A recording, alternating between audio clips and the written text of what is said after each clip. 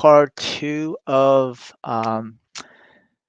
email deliverability, and Google and Yahoo is actually mixing things up. I did part 1 last week, and the reason for this part 2 is because um, I felt like, I didn't explain everything correctly, so I thought basically I wanted to do part 2 to kind of do it in a way that's more organized, hopefully.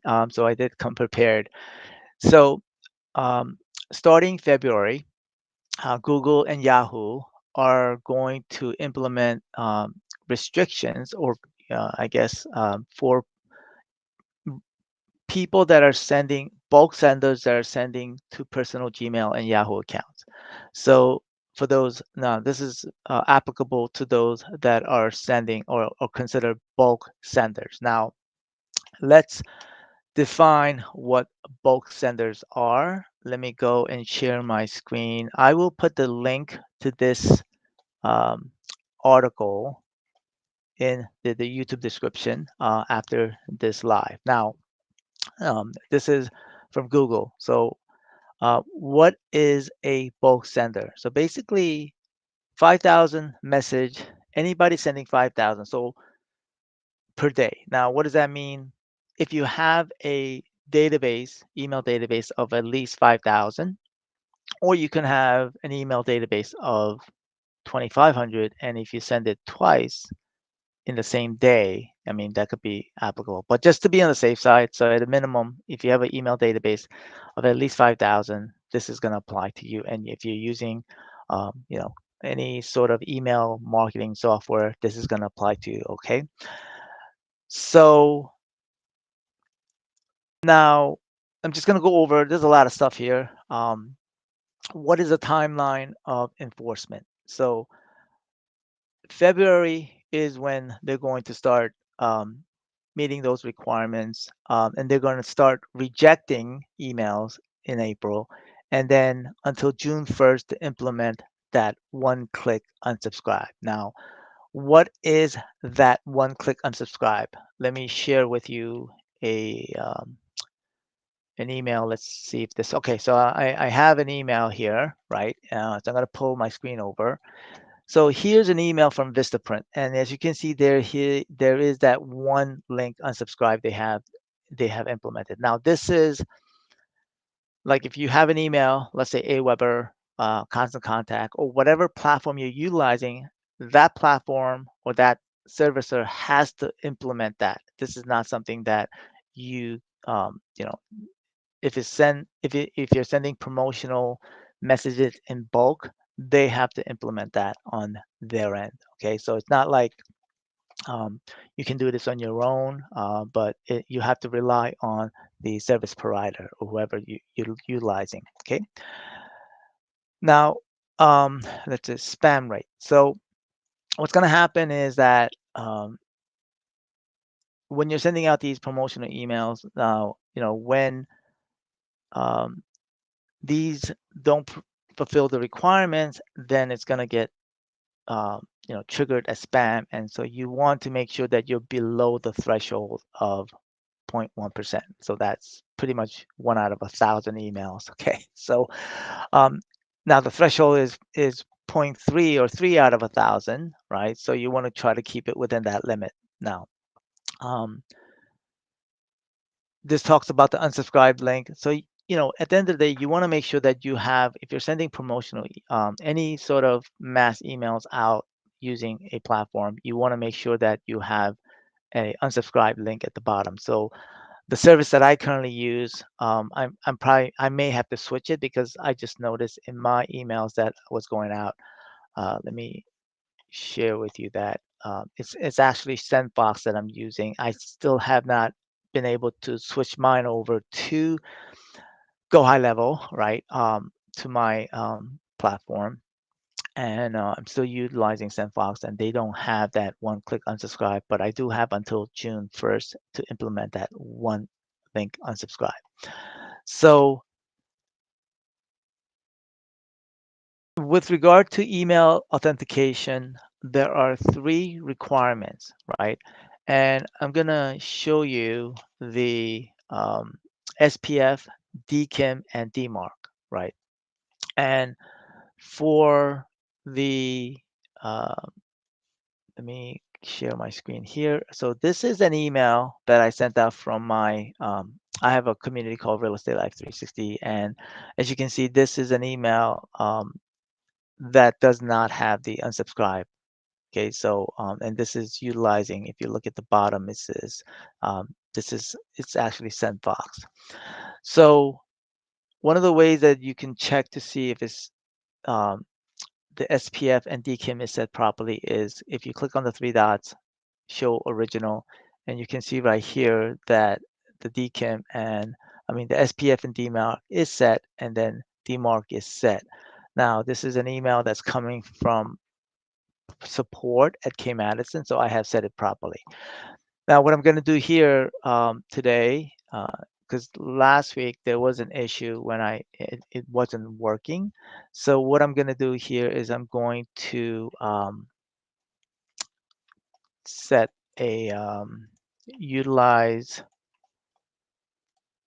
this platform here. So this is Pro 360, which is the white label version um, of GoHighLevel. And what I'm going to do here is I'm going to set up a email service. And right now so basically they're saying you have to be compliant.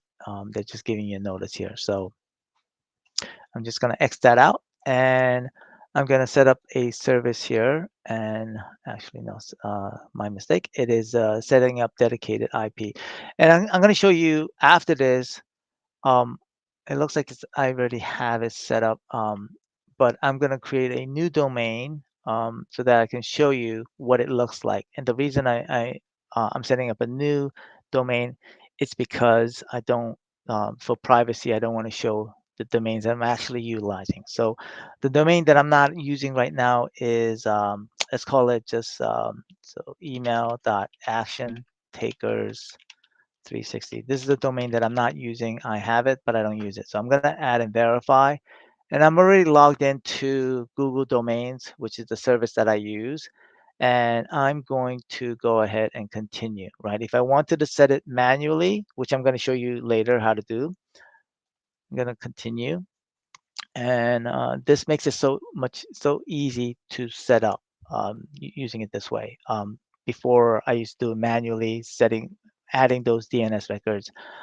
But GoHighLevel, which is they made it the process as simple as possible so that for a non-techie, you can do it. Okay, so then you're going to authorize a domain, and it's going to, so if you have Google Domains or you have um, GoDaddy or any of the other services that it's connected to, it basically, as long as you're logged into the system or this browser, it should be able to work. Okay, so then yes, connect.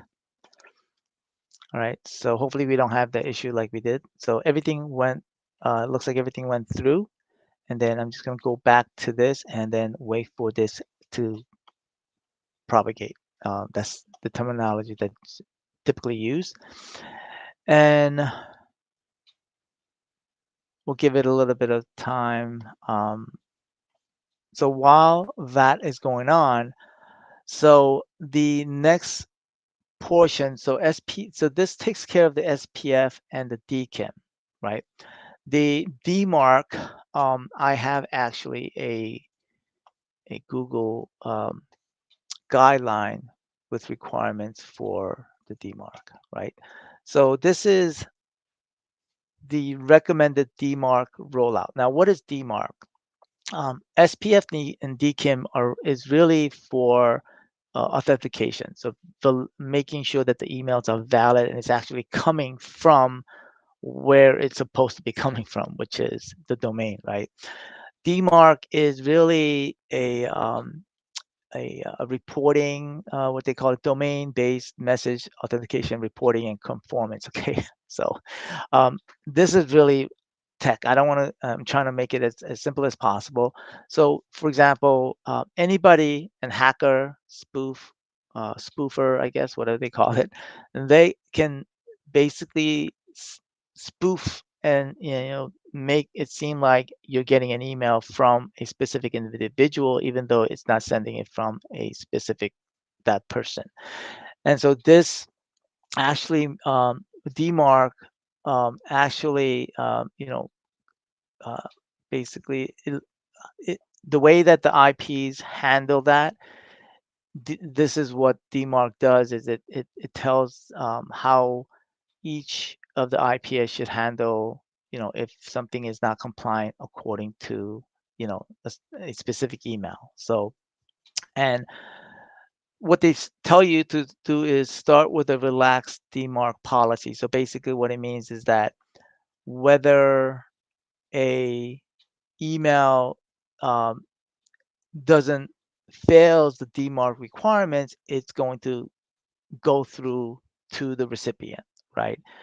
And then, so once you set the DMARC report or the record, then, when you set up an email, so typically it will be, DMARC at your domain name, and then you'll get a report of everything it basically sends all the emails that all the IPs have received, and they'll send a report. Now, when I did this before, I was like, I would get the reports, and it's really foreign language, right?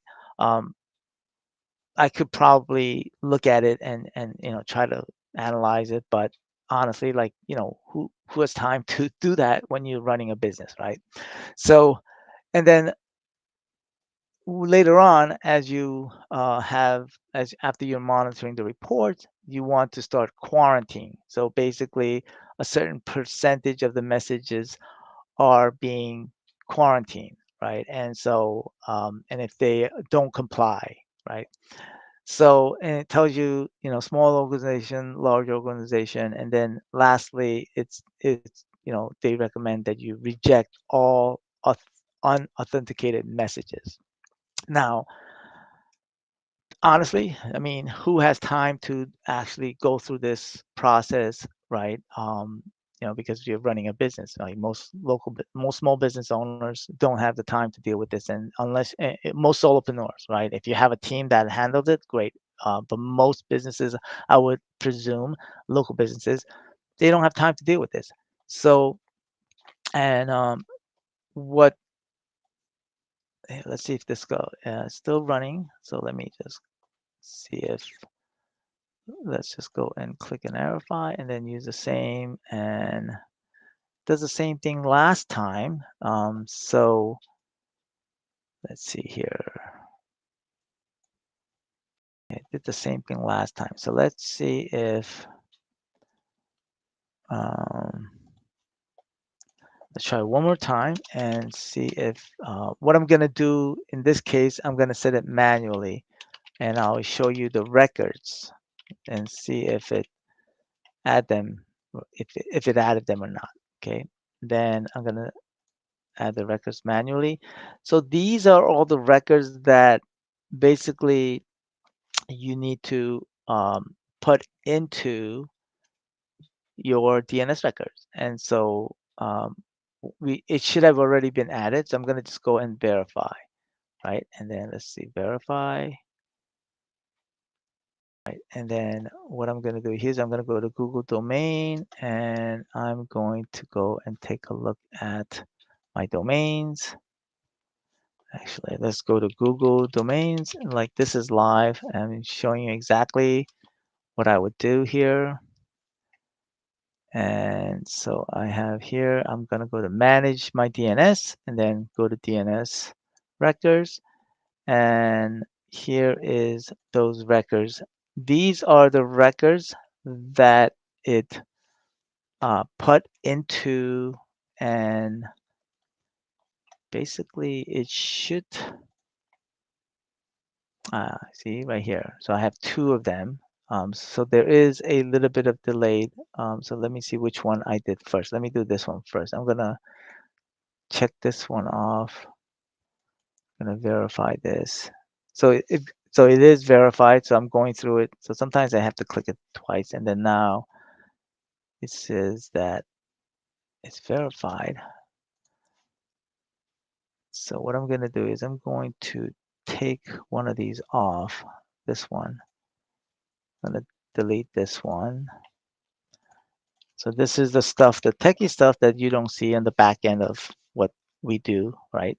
So I'm going to go and verify, and some of these stuff, it takes time. So it is verified, and so I'm going to click verify, and then now SSL issued. So now it's set up and everything is verified. Now the only thing that I don't have is the DMARC. So we're going to go in here, and I'm going to go and manage custom records, and I'm going to create a new record, which is called underscore DMARC, right? So that's basically it.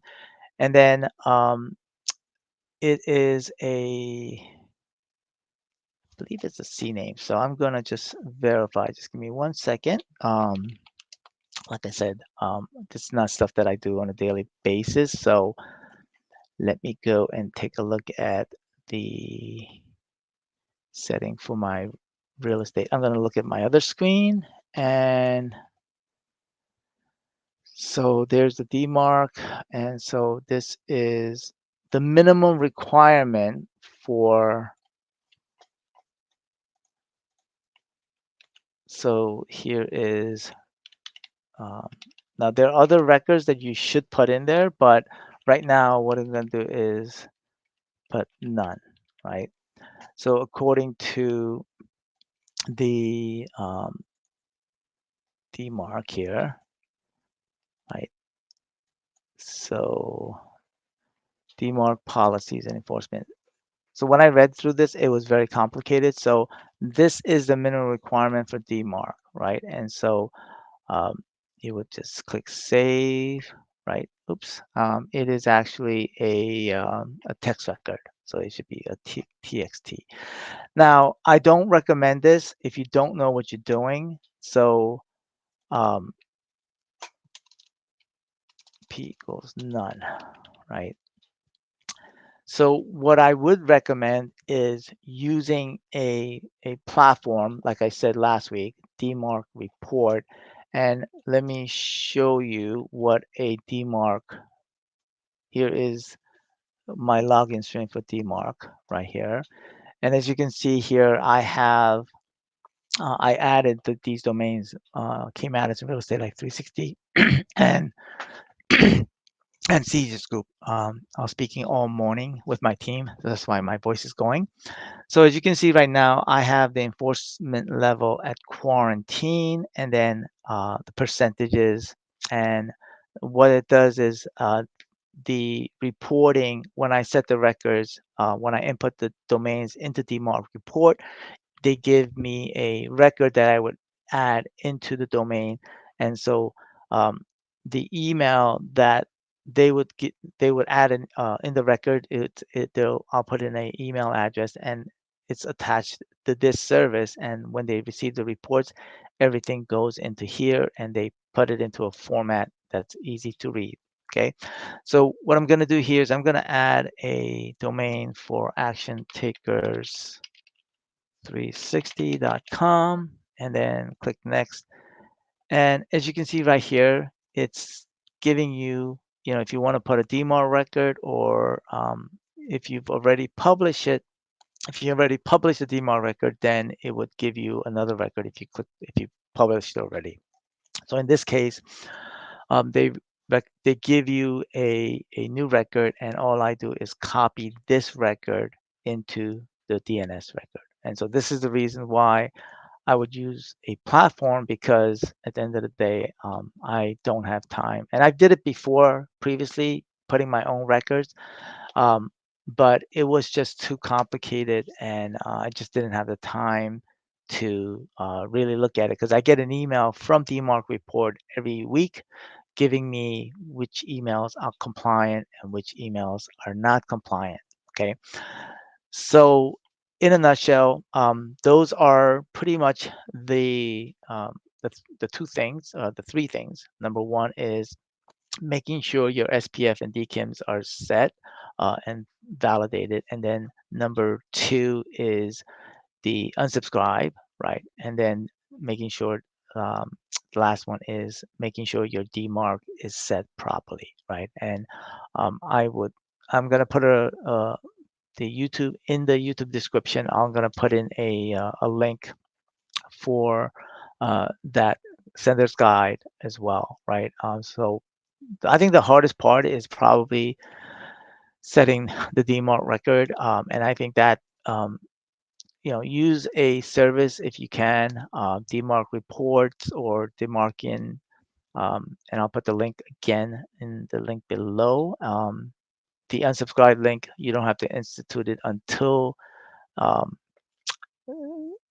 June of 2024. Now, before I go, I want to mention one more thing. It just came into my mind is let me share my screen, and is the difference between transactional and, let me see if I can see it tells you about the difference between transactional and um, I forget where it was. They talked about the difference between, yeah, okay, actually it's in here. Okay. What's the promotion and transactional? So promotion and transactional can vary between the industries, but it's the recipient and not Google that determines the nature of the message they receive. So a transactional email can be like, for example, if you're sending out a message that, for your login, those are considered transactional. Um, Transactional can also be emails that you're sending out one-off uh, in a workflow as well. And typically promotionals are probably like emails that you send in masses via campaigns, whether you use GoHighLevel or whether you use any other email responders. So just wanted to make a distinction between them. And so one of the things that um, what GoHighLevel has implemented in the case with Pro360 is that they have the ability. So if you look at domain configuration, they have the ability to distinguish which emails you use for your workflows, one-on-one conversation, um, campaigns, bulk. So if you have multiple domains, and why is this important is because a couple of reasons.